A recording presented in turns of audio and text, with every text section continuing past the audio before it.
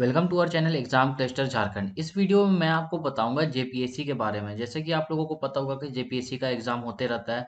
तो JPSC exam कब होता है, क्यों होता है, कैसे होता है और जेपीएससी एग्जाम्स को क्यों चूज करना चाहिए या रिजर्वेशन कैसे अप्लाई होता है वगैरह वगैरह, मतलब आपको जेपीएससी एग्जाम से रिलेटेड जितने भी आपके डाउट्स है वो सारे के सारे इस वीडियो में मैं कवर कर दूंगा।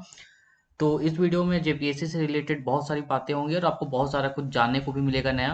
तो इस वीडियो को लास्ट तक जरूर देखिएगा अगर आपको जेपीएससी के बारे में जानना है। तो चलिए इस वीडियो को हम लोग शुरू करते हैं। तो सबसे पहले तो जेपीएससी का फुल फॉर्म ही देख लीजिए। जेपीएससी का फुल फॉर्म होता है झारखंड पब्लिक सर्विस कमीशन। ठीक, झारखंड पब्लिक सर्विस कमीशन, ये तो फुल फॉर्म हो गया। अब आगे देखते हैं कि जेपीएससी करता क्या है, कि मतलब जेपीएससी का काम क्या है, झारखंड पब्लिक सर्विस कमीशन का काम क्या है। तो देखिए, झारखंड पब्लिक सर्विस कमीशन का काम ये है कि जितने भी ग्रुप ए और ग्रुप बी के ऑफिसर्स वाले जो पोस्ट होते हैं, जो वैकेंट रह जाते हैं, जो खाली रहते हैं, उनमें जो रिक्रूटमेंट का जो काम होता है वो जेपीएससी करता है। जैसे कि कहीं पे डीएसपी का पोस्ट खाली है या एसडीओ का पोस्ट खाली है, जो मतलब कि ग्रुप ए और बी के जितने पोस्ट हैं जनरली, केवल एडमिनिस्ट्रेटिव वाला नहीं होता है इसमें, जैसे कि एसडीओ हो गया, डीएसपी हो गया, ये एडमिनिस्ट्रेटिव वाला, ये सब नहीं।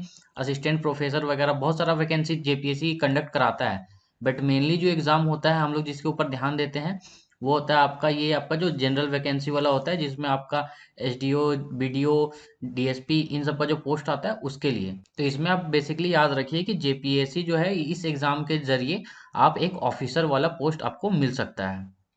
तो समझ में आ गया कि जेपीएससी करता क्या है, ये एग्जाम कंडक्ट कराता है केवल।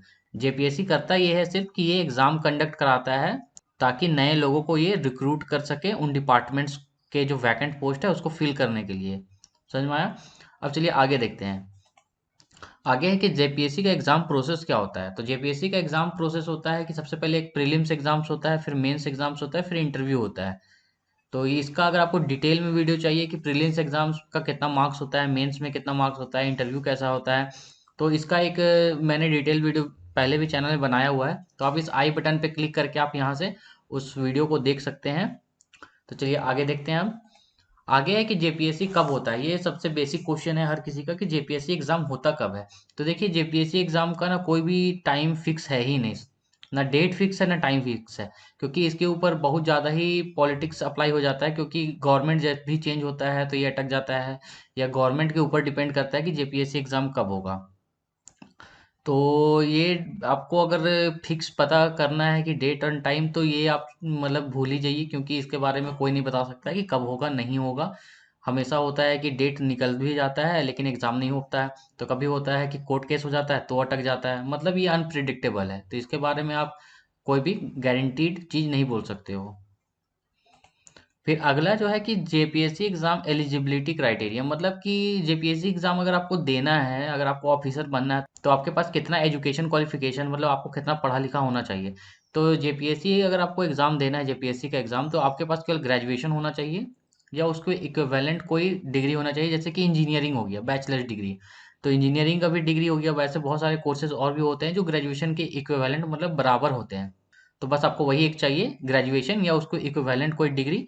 और दूसरी बात है कि इसमें कोई भी सब्जेक्ट स्पेसिफिकेशन नहीं है, मतलब आप किसी भी सब्जेक्ट से आपने ग्रेजुएशन किया हो, इंजीनियरिंग किया हो, कोई मतलब नहीं है, केवल इसको ग्रेजुएशन चाहिए। तो सब्जेक्ट का इसमें कोई भी दिक्कत नहीं है। ये तो ये एलिजिबिलिटी क्राइटेरिया। अब आगे देखते हैं।